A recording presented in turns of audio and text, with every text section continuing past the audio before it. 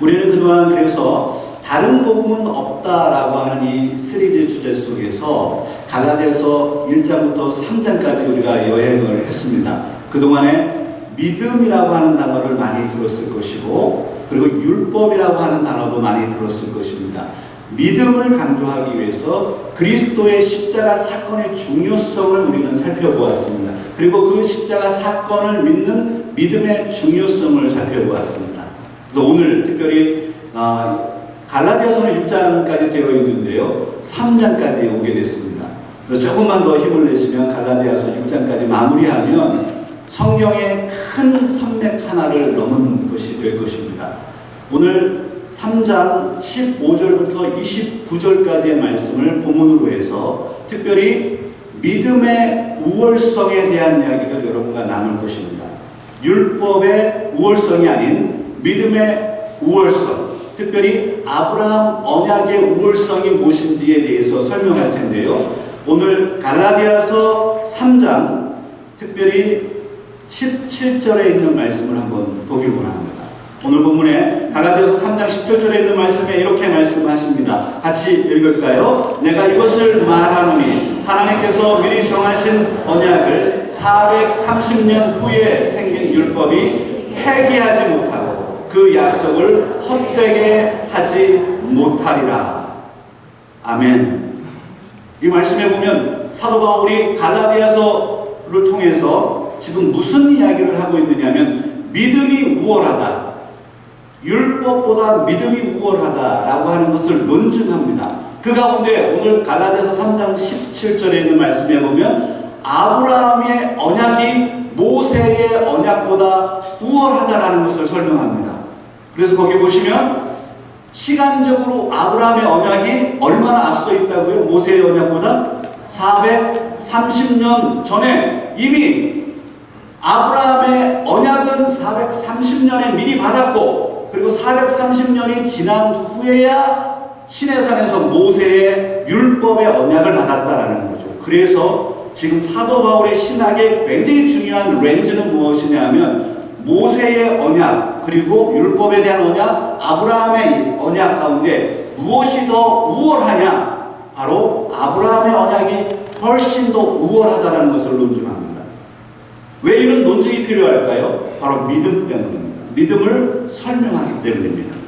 자, 두 번째 보시면 모세의 율법보다 아브라함의 언약이 우월하다라고 하는 것을 갈라디아서 3장 18절에 이렇게 표현했습니다. 18절을 우리 함께 읽습니다. 만일 그 유업이 율법에서 난 것이면 약속에서 난 것이 아니니라. 그러나 하나님이 약속으로 말미암아 아브라함에게 주신 것이라. 여기에 두 단어요, 율법이라고 하는 단어와 약속이라고 하는 단어를 주목해 보십시오. 율법은 모세의 언약이고 약속은 아브라함의 언약입니다. 단순하게 시간의 순서 때문에 아브라함의 언약이 더 뛰어나다라는 것이 아니고, 바로 아브라함의 언약은 하나님의 은혜가 강조된 약속이라는 겁니다. 프라미스라고 하는 개념입니다. 프라미스라고 하는 이 약속이라고 하는 단어는 하나님이 이스라엘 백성들을 구원해내신 하나님의 전적인 은혜를 강조하는 단어입니다. 반면에 율법은 무엇이냐면 인간의 조건성, 인간의 순종을 요구합니다. 그러니까 율법은 인간의 순종을 요구하는 조건적인 것이고, 은혜, 약속은 하나님의 은혜로 되어진 것이기 때문에 약속이 율법보다 더 우월하다라고 하는 것이에요. 여러분 한번 따라하면 좋겠습니다. 제가 이렇게 따라하는 것도 여러분 좀 유치하기도 하시죠. 왜 목사님 자꾸 따라하라고 하나? 그런데 제가 이렇게 하는 것은 중요하기 때문에 그러는 것입니다. 한번 같이 한번 저를 좀 따라하시면 좋겠습니다. 약속은 율법보다 우월하다. 이 논증이 사도 바울의 오늘 본문의 논증입니다. 그래서 아브라함의 약속이 율법보다 우월하기 때문에 바로 아브라함의 약속을 우리는 따라가야 된다는 것을 이야기하죠. 그러면 여러분 이런 생각이 있습니다. 아니 그러면 율법은 무엇인가? 율법은 잘못된 것인가? 율법은 나쁜 것인가? 아니요. 하나님의 말씀이 나쁜 게 어디 있습니까? 필요에 의해서 하나님이 주신 것이죠. 그럼 율법의 목적은 도대체 무엇일까? 갈라디아서는 여러분 믿음을 통해서 구원을 얻는다라고 하는 salvation이라고 하는 구원에 대한 메시지를 증거하는 것입니다. 그러니까 율법으로 구원을 얻는 것이냐 약속으로 구원을 얻는 것이냐라고 하는 메시지를 지금 증거하는 것이죠. 그러면 율법은 도대체 어떤 기능을 하는 것이냐라고 하는 것입니다. 오늘 본문에 갈라디아서 3장 19절에 아주 중요한 메시지가 담겨져 있습니다. 성경의 신학이고 바울의 관점인데요. 정말 깜짝 놀라야 할 부분입니다. 우리가 3장 19절에 있는 말씀 우리 함께 같이 읽습니다. 그런즉 율법은 무엇이냐? 범법함으로 더하여진 것이라 천사들을 통하여 한 중보자의 손으로 베푸신 것인데 약속하신 자손이 오시기까지 있을 것이라. 아멘. 저는 갈라디아서를 공부할 때요, 이 말씀을 접하고 정말 펄펄 뛰면서 춤을 췄습니다. 제가 깨달음이 왔거든요. 지금 이 말씀을 읽으면서 깨달음이 오시면 저처럼 펄쩍펄쩍 뛰실 거예요. 도대체 율법은 무엇이냐?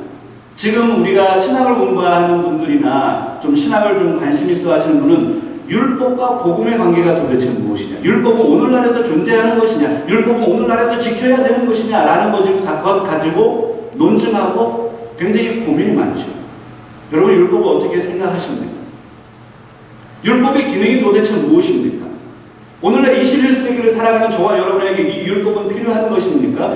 모세오경에 담겨져 있는 이 율법은 나에게 지금 오늘날에도 명령하는 것입니까? 우리는 순종해야 됩니까? 도대체 이 율법은 무엇입니까? 이 율법을 그런데 사도 바울이 아주 명쾌하게 구속사적인 관점으로 해석해 놓은 거죠. 율법은 무엇이냐? What is law? 율법은 무엇이냐? 범법함으로. 범법이라고 하는 영어 단어를 보세요. transgression이라고 하는 단어입니다. 이 범죄를 더한다라는 뜻입니다. 범법함으로 더하여진 것이다. 이런 뜻은 무엇이냐면 율법을 하나님께서 주신 이유는 인간들이 죄를 더 짓게 하기 위해서다라는 거예요. 이 논증을 이해하셔야 돼요. 율법의 목적은 무엇이냐? 우리를 깨끗하게 하는 것이냐? 아니요. 사도 바울이 이야기하는 것이 무엇이냐면 율법의 기능은 무엇이냐면 우리가 더 죄인으로 되게 만들기 위해서 율법을 주셨다라는 거예요. 여러분 이런 이야기 들어보셨어요? 갈라디아서 제 이야기가 아니라 바로 사도 바울의 메시지예요.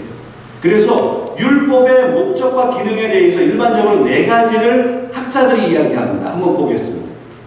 1번부터 4번까지 있는데요. 쭉 같이 한번 읽어볼게요. 율법은 죄를 억제하기 위해 주어졌다.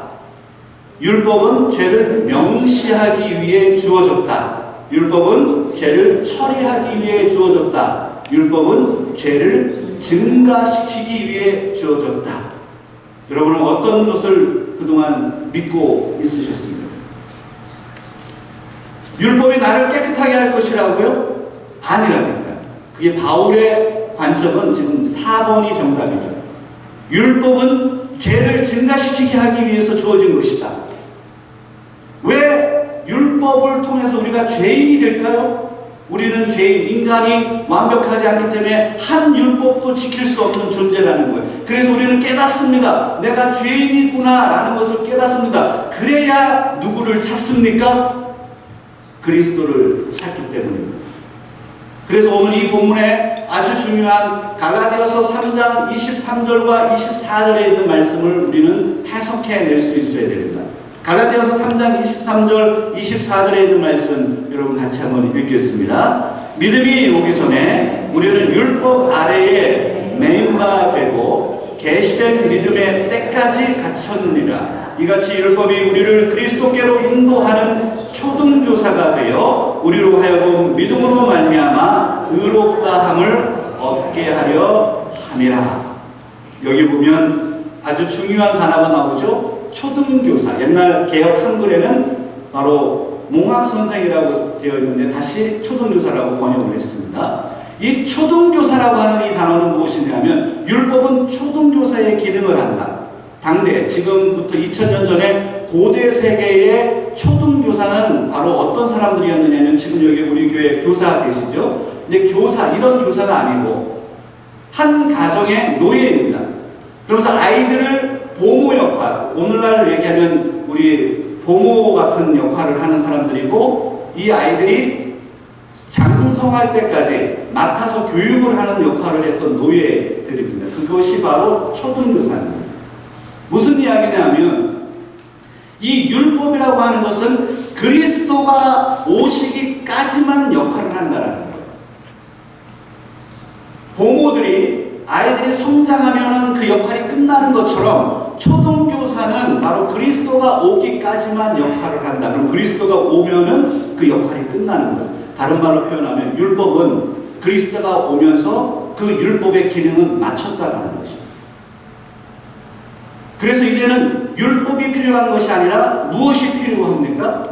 바로 그리스도에 대한 믿음이 필요한 것이죠. 바로 이 부분을 논증하는 것입니다. 그래서 오늘 잘 따라오셨어요. 제가 여기까지만 좀 큰 주제를 좀 다루겠습니다. 개혁신학의 주제를 좀 다뤄볼까요? 그러면 이제 오늘 본문에서 개혁신학의 주제가 등장하는가? 예, 등장합니다.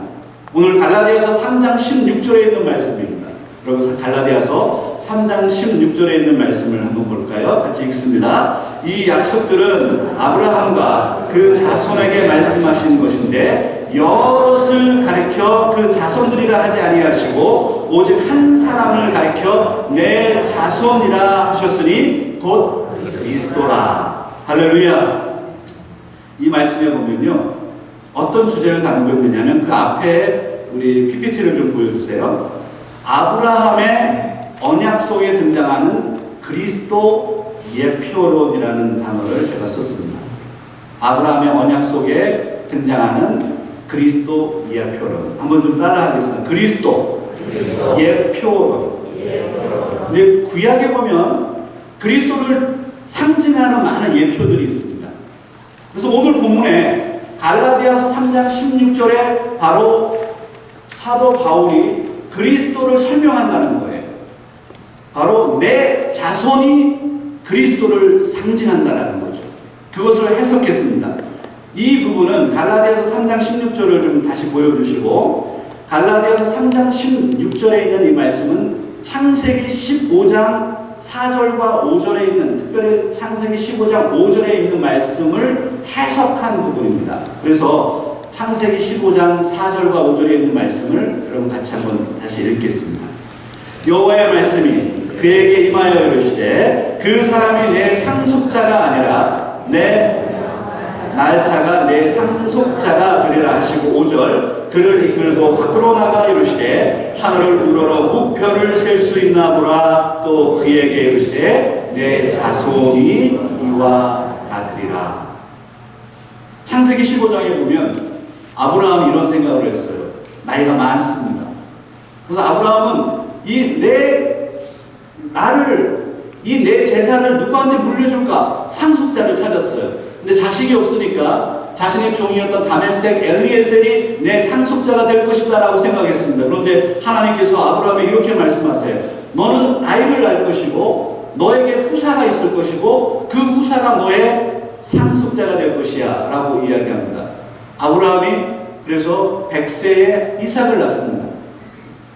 여기에 그 약속을 하면서 15장 5절, 창세기 15장 5절에 또 그에게 이르시되 내 자손이 하늘의 별과 같이 바닷가의 모래알과 같이 많아지게 할 것이다. 하나님께서 아브라함에게 약속을 주십니다.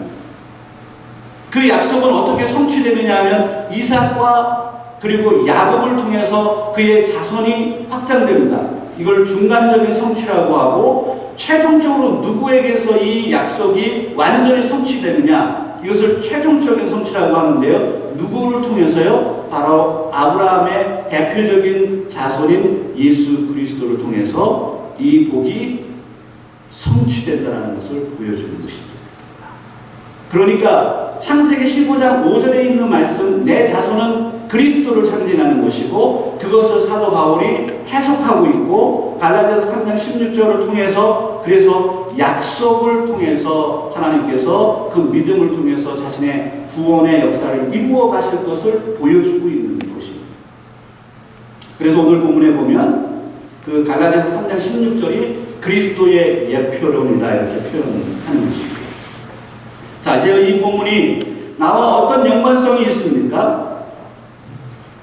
나는 아브라함의 언약의 복을 누리는 자인가 하는 것입니다. 나는 아브라함의 복을 누리고 있는가?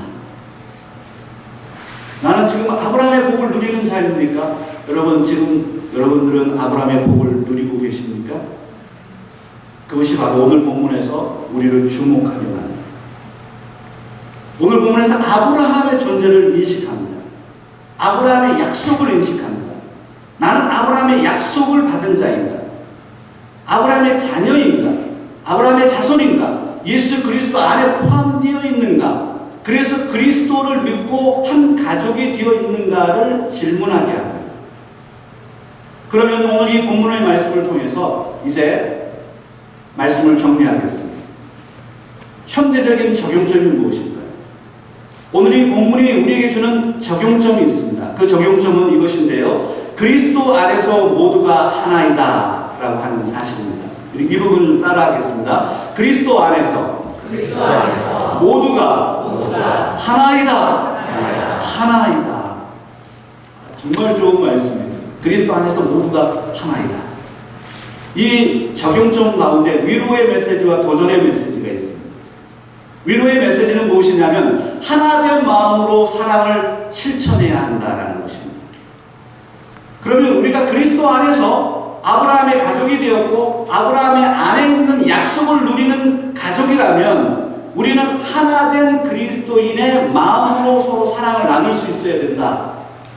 오늘 본문에 갈라디아서 3장 26절로 29절에 있는 말씀을 한번 같이 읽기를 원합니다. 그럼 같이 읽습니다. 너희가 다 믿음으로 말미암아 그리스도 예수로 안에서 하나님의 아들이 되었으니 누구든지 그리스도와 합하여 비교하여 세례를 받은 자는 그리스도로 옷 입었느니라. 너희는 유대인이나 헬라인이나 종이나 자유인이나 남자나 여자나 다 그리스도 예수 안에서 어떻게 해요? 하나이니라. 아멘. 이 말씀 너무 사랑스러운 말씀이죠. 정말 놀라운 축복이 안에 담겨져 있습니다. 신자들은 하나라. We are one. We are one. 그 근거가 그리스도 때문입니다. 그리스도 안에서 우리는 그래서 한 가족입니다. 여러분 한번 이 부분 좀 따라하면 좋겠어요. 그리스도 안에서 우리는 한 가족이다. 우리 양옆에 있는 분들 한번 손을 잡아보실까요? 당신은 내 가족입니다. 뭐 하면서 하겠습니다. 당신은 내 가족입니다. 정말이에요? 진심으로 얘기하시는 거죠? 우리 이민자 생활이 참 얼마나 외로워요. 참 외롭죠. 그리고 이 광야와 같은 이 알센트로 지역에서 서바이브하고 있는 것이 쉬운 것 같지 않아요. 그런데 그리스도 안에서 우리가 가족이다라는 게 얼마나 위대한 말씀인지 모릅니다. 저는 아버님이 아주 일찍 돌아가셨습니다. 9살에 돌아가셨고 어머님도 이미 돌아가셨고 저는 지금 고아 생활을 오래 했죠. 제 아내도 이미 고아이고 아무도 없습니다. 그런데 교회에 여러분들이 계시잖아요. 이 관점이 굉장히 중요해요. 제가 우리 교회에 부임해가지고 사랑을 많이 받고 있습니다. 지난주에 어떤 일이 있었는지 한 예를 들어드리는 거예요. 제가 설교를 준비하고 있었어요, 낮에. 근데 어떤 집사님이 누구를 데리고 오신 거예요. 깜짝 놀랐어요. 그래서 누가 오셨나 했더니 웬 백인 남자를 데리고 온 거예요. 깜짝 놀라서 어쩐 일이냐 그랬더니 우리 집사님이 나가시는데 주차장에 이 사람이 차를 세워놓고 있더라는 거예요. 그래서 어떻게 왔냐? 그랬더니 목사님을 좀 만나고 싶어서 왔다는 거예요. 그래서 제 방으로 안내를 했는데 제가 얼마나 깜짝 놀래요. 그래서 와서 앉으시라고 하고 뭐 마실 거 드릴까요? 부터 해가지고 얘기를 좀 나눴습니다. 그랬더니 그냥 한국 친구가 있는데 죽었는데 기도를 좀 해달라. 그래서 기도를 좀 해드리고 같이 좀 시간을 보냈습니다. 그런데 제가 깜짝 놀란 것은 아니 제가 혹시나 무슨 일이 생길까봐 이 우리 교회 여성도 두 분이 본당에서 지키고 있는 거예요. 끝날 때까지 지키고 있는데 다 가니까 이제 얘기를 하시는 거죠. 나와서 저희들이 목사님 무슨 일 날까봐 기다리고 있었다고 하면서 저에게 하는 얘기가 목사님 무슨 호신용 뭐라도 사드릴까요? 이런 얘기를 하시는 거예요. 제가 이래봬도 태권도 1단입니다. 제가 태권도 1단이에요. 군대 가면 다 따는 태권도 1단. 저에게 필요한 거는 현찰입니다. 현찰. 그러니까 제가 그것을 보고 좀 느낀 게 무엇이냐면 아, 참 감사하다. 나 같은 사람이 뭐라고? 아, 너무 감사하잖아요. 연약하신 성도분들이 목사님 한번 지켜드리겠다고. 참 눈물이 나요. 우리가 살면서 아무것도 없을 때가 있죠. 참 외롭고 이민 생활에서 제가 어제 잠을 못 잤는데 돌아보면 아무도 없죠. 누가 우리를 걱정해 줄 수 있을까요? 교인들이 그냥 교인이 아닌 거예요. 여러분들이 서로를 사랑해 준다는 게 이게 보통 일이 아닌 거예요. 우리가 살아가면서 때로는 미운 사람도 있죠. 미운 사람도 있고 우리가 그 사람을 한테 욕하기도 하고 뒤에서 뒷담화를 하기도 하고 나쁜 생각을 하기도 하죠. 그런데 생각해보면 여러분 그럴 이유가 하나도 없어요. 그리고 우리는 지금 금방금방 나이를 먹는단 말이죠. 금방금방 나이를 먹는데 뒤돌아보면 내가 미워했던 사람들 한번 생각해보세요. 원망했던 사람들 생각해보세요. 왜 그렇게 사냐고요. 사랑하기에도 시간이 부족해요. 그래서 제가 늘 우리 집사람한테 얘기하는 게 있어요. 조금 뭐 힘들다 그러면 이런 얘기를 하죠. 사랑하기에도 시간이 부족하다. 사랑해야지. 우리는 누구를 사랑하기도 시간이 부족한데 왜 미워하니? 아니 우리 집사람 그런 사람 아닙니다. 그래서 생각을 해보시라고요. 사랑하기에도 시간이 부족해요. 근데 왜 미워해요? 뭘 그냥 이 사람은 저렇고 저 사람은 저렇고 할 필요가 뭐가 있어요? 저 얘기도 뭐 그냥 막 욕하셔도 괜찮아요. 그런데 미워할 필요가 하나도 없는 거예요. 그건 시간 낭비예요. 완전히. 그래서 여러분 한번 이거 따라하면 좋겠어요. 한번 따라할까요? 사랑하기에도 시간이 부족하다. 우리는 한 가족이에요. 물론 여러분들이 마음에 안 드시는 부분이 있을 거예요. 여러분 제 모습을 보면서 마음에 안 드는 부분도 있겠죠. 뭐 헤어스타일이나 최선을 다하는 것 같아요. 굉장히 시간 많이 드리는 거예요. 헤어스타일이나 뭐 옷 입고 다니는 거나 뭐 반바지 입고 다니는 거나 제가 더워서 그러는 거죠. 그러니까 뭐 마음에 안 들 수도 있어요. 근데 뭐 그거 가지고 뭐 그게 대단해요. 그게 아무것도 아닌 거예요. 사랑만 하시고 그게 가족인 거예요. 그래서 오늘 여러분 이걸 훈련해야 돼요. 여러분들이 교회 와서 그리스도 안에 있다라고 하는 것이 굉장히 중요한 메시지입니다. 그리스도 안에서 하나가 된 가족이다. 가족은 용서하는 거예요. 엄마 아빠가 밉다고 해서 막 가서 패고 때리고 막 그래요. 그냥 부족해도 자식이 이해하는 거예요. 그게 가족이죠. 우리가 그리스도 안에서 한 가족이 됐다라는 것은 그냥 신학적인 이야기가 아니고 이거는 삶의 실천입니다. 그래서 오늘 이 본문을 통해서 우리는 그것을 보게 되죠. 그리고 두 번째, 이제 도전의 메시지입니다. 우리가 그리스도 안에서 하나가 되었다라고 하는, 그리스도 안에서 모두가 하나이다라고 했을 때 도전의 메시지가 있어요. 그리스도 안에서 믿음으로 하나 된 것을 어떻게 하라고요? 세속화하지 말라. 그리스도 안에서 믿음으로 하나 된 될 것을 세속화시키지 말라. 오늘 본문 가운데 갈라디아서 3장 28절에 있는 메시지입니다. 여러분 한번 같이 읽어볼게요. 너희는 유대인이나 헬라인이나 종이나 자유인이나 남자나 여자나 다 그리스도 예수 안에서 하나. 오늘 이 갈라디아서 3장 28절의 이 메시지는요, 모두가 평등하다라고 하는 메시지입니다. 그런데 무엇에 평등하냐라는 거예요. 이것은 구원에 있어서 평등하다라는 거예요. 구원에 있어서 평등하다라는 이 메시지를 많은 사람들이 이것을 자신들이 좋은 걸로 해석하기 시작했어요. 그래서 어떻게 됐느냐 하면 노예제 폐지를 위해서 이 본문을 사용합니다. 여성 참정권 운동을 위해서 이 본문을 사용합니다. 인종차별을 위해서 이 본문을 사용합니다. 그러나 생각해보세요. 이 본문은 그러한 것과 전혀 상관이 없습니다. 그리고 오늘 이 특별히 오늘날 지금 6월은 프라이드 퍼레이드가 있는 달입니다. 프라이드가 뭐죠? 프라이드는 지금 동성애자들이 지금 6월달 전 세계에 있는 6월달에 사람들이 6월에는 프라이드 퍼레이드를 합니다. 동성애자들이 인권에 대해서 호소하는 달입니다. 그래서 최근에는 동성애에 대한 옹호가 이 구절을 사용합니다. 종이나 자유자나 다 하나다. 남자나 여자나 다 하나다. 그런데 여러분 이 메시지는 구원에 대한 메시지이지 동성애자를 옹호하는 구절이 절대로 아닙니다.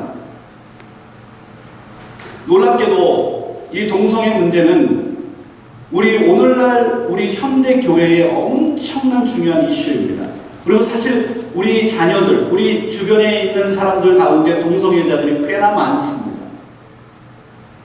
최근에 우리 기독교 교단 가운데 미국 장로교 가운데 피스 USA라는 교단이 있습니다. 이 교단은 2014년에 이미 동성애 목사 안수를 허용했고 동성 결혼을 허용했습니다. 그리고 UMC 미국 감리교단은 2016년에 동성 결혼을 허락했습니다. 교단이 이 본문을 가지고 그렇게 주장했습니다. 그것은 잘못된 것입니다. 저는 피스 USA와 UMC에서의 그 행동을 저는 반대합니다. 왜냐하면 비성경적이기 때문에, 본문에 근거하지 않기 때문입니다. 그러면 오늘날 우리 주변에 많은 동성애자들을 어떻게 대해야 할 것이냐? 저는 목회하면서 주변에 동성애자들을 많이 만났습니다.